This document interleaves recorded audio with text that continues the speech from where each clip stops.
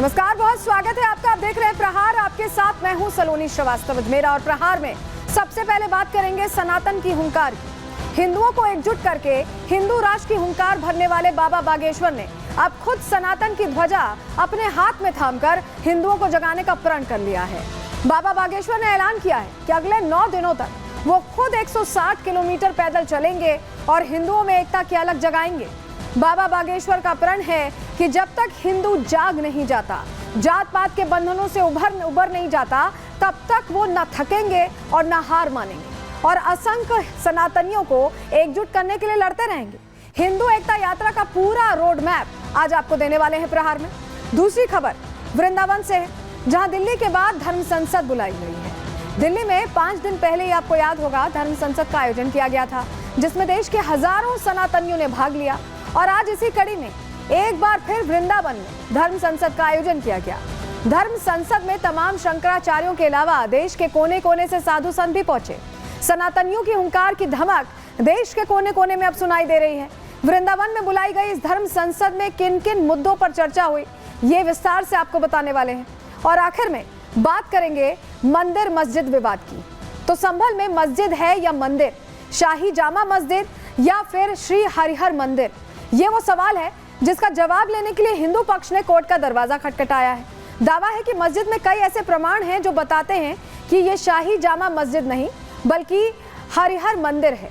हिंदू पक्ष की याचिका पर कोर्ट ने मस्जिद का सर्वे करने के बाद 7 दिन के अंदर रिपोर्ट दाखिल करने का भी आदेश दे दिया है। सवाल के साथ साथ सियासत एक बार फिर से गर्म दिख रही है। दावे दोनों के अपने अपने हैं। पूरा मामला, विवाद और दावा सब कुछ आपको समझाएंगे, लेकिन चलिए सबसे पहले बात करते हैं यहाँ पर एकता यात्रा की, जो हिंदुओं ने एक तरह से परचम अपना लेकर आगे बढ़ने के लिए सनातनी हुंकार बाबा बागेश्वर कर रहे हैं। बात सबसे पहले इसी की करेंगे।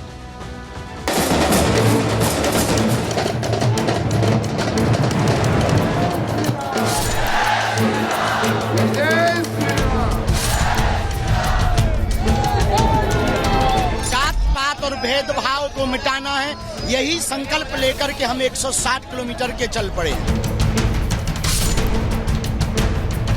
हिंदू समाज जो जातियों में जातिवाद, भाषावाद, प्रांतवाद, क्षेत्रवाद के नाम पर बटा हुआ है, यह उसे एकजुट करने की यात्रा है। हिंदुओं की एकता ही भारत की पहचान है। जात पात के करो विदाई, हिंदू हिंदू भाई भाई। जब तक संकल्प पूरा नहीं होगा तब तक गुरुदेव के साथ में झंडे के नीचे हैं, भगवा के नीचे हैं।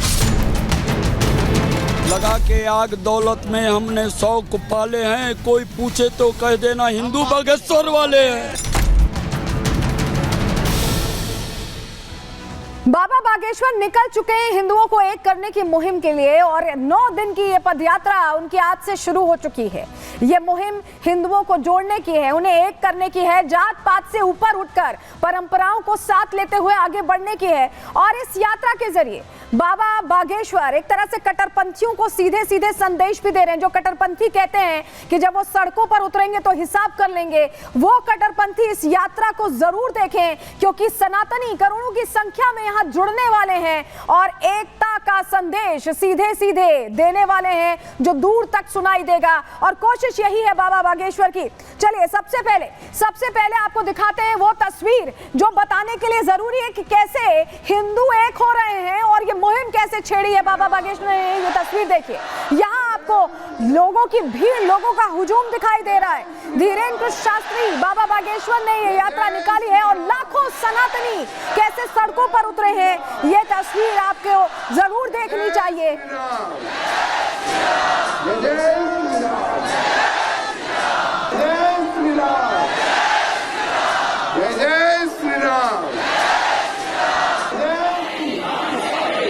और सनातन की जोत जब जलती है तो किस तरह की तस्वीर आती है, ये कल की तस्वीर है, कल रात की, जहां हिंदू एकजुट पहले ही हो गए थे और यहाँ पर इंतजार कर रहे थे कि बाबा बागेश्वर यहाँ से जब निकलेंगे। तो देखिए एकता की ये सनातनी जोत आपको तस्वीरों में दिखा रहे हैं। ये जोत एकता से ही जलती है और यहाँ बाबा बागेश्वर ने सीधे सीधे कह दिया है कि हमें अगर छेड़ेंगे तो छोड़ेंगे भी नहीं। बड़ी बात उनकी तरफ से कही गई है। ये तस्वीर बता रही है कि कैसे लाखों सनातनी पहले ही एक साथ एकजुट होते दिखाई दे रहे हैं, एकजुट होते हुए दिखाई दे रहे हैं, जुड़ते दिखाई दे रहे हैं। और चलिए अब आपको बताते हैं ये जो सनातनी जमावड़ा लगा है, ये यात्रा किस तरह से आगे बढ़ेगी, क्या प्लान है, आपको बताते हैं। बाबा बागेश्वर ने बागेश्वर धाम से ही हिंदू एकता यात्रा आज से शुरू कर दी है। 21 तारीख से यात्रा शुरू हो चुकी है और हनुमान चालीसा के यानी बालाजी सरकार के पाठ के साथ ही यात्रा की शुरुआत की गई है। धीरेन्द्र कृष्ण शास्त्री के आह्वान पर लाखों सनातनी यहाँ जुड़ते दिखाई दे रहे, एक तरह से आहुति हो रही है यहाँ पर उस एकता की जिसकी सबसे ज्यादा जरूरत थी और सबको बुलाया जा रहा है। जातियों में बटे हिंदुओं को यहाँ जोड़ना, एक करना ही धीरेन्द्र कृष्ण शास्त्री का लक्ष्य है। और ये बात वो कह रहे हैं कि भेदभाव और छुआछूत मिटाना है, बाबा का मकसद यही है। और इसी मकसद से बाबा बागेश्वर निकल पड़े हैं पदयात्रा के लिए।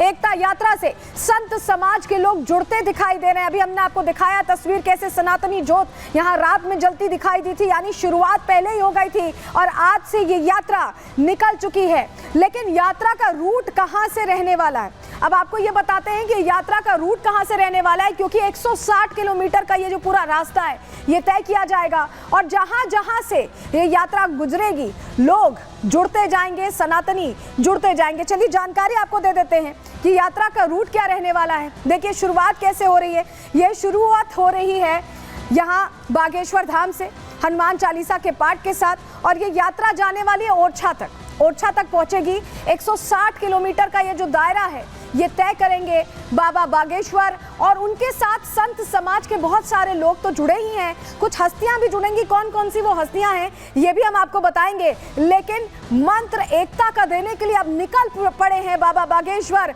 और किस तरह से जो 15 मिनट का जिक्र बहुत अभी आपने महाराष्ट्र में भी सुना होगा, पहले भी सुना होगा, उसको लेकर सीधे सीधे जवाब दे रहे हैं। आपको सुनवाते हैं बाबा बागेश्वर से एक्सक्लूसिव बातचीत। पहले 9 किलोमीटर यात्रा शुरू की है और पूरी भी कर ली है। क्या लग रहा है हिंदुओं का कितना समर्थन मिल रहा है? ये उसका प्रमाण है, हिंदुओं का तो समर्थन है। समर्थन से ज्यादा जागृति की आवश्यकता है, क्योंकि हम शोभा यात्रा नहीं निकाल रहे, हम निकाल रहे हैं जन जागृति हिंदू एकता पद यात्रा। हमको भेदभाव और जात पात से इनको मुक्त करना, हमको भाषा का डिस्टेंस, बोली का डिस्टेंस, कल्चर का डिस्टेंस, इनको एक करके राष्ट्र के प्रति वफादार बनना बहुत जरूरी है, सनातन के प्रति समर्पित होना बहुत जरूरी है। यही हमारा संकल्प है। ये लगातार बताने की कोशिश कर रहे हैं कि हिंदुओं को एकजुट होने की जरूरत है, लेकिन अचानक हिंदुओं को एकजुट करने की जरूरत क्या पड़ी? ये जो उन्होंने कहा कि 15 मिनट दे दो हम बताएंगे, उन्होंने कहा सर तन से जुदा कर देंगे, उन्होंने कहा कि रूह कांप जाएगी, उन्होंने कहा कि मुसलमान के बच्चों को कि युवानों तुम तैयार हो जाओ। इससे हमें लगा कि हो सकता है ये बहुत ही जल्दी भारत को बांग्लादेश न बना दे। इस देश के शंकराचार्य परम पूज्य पुरी वाले महाराज जी भी लगे हुए। इस देश के सभी संत सनातनी कट्टर हिंदुत्व पर अपना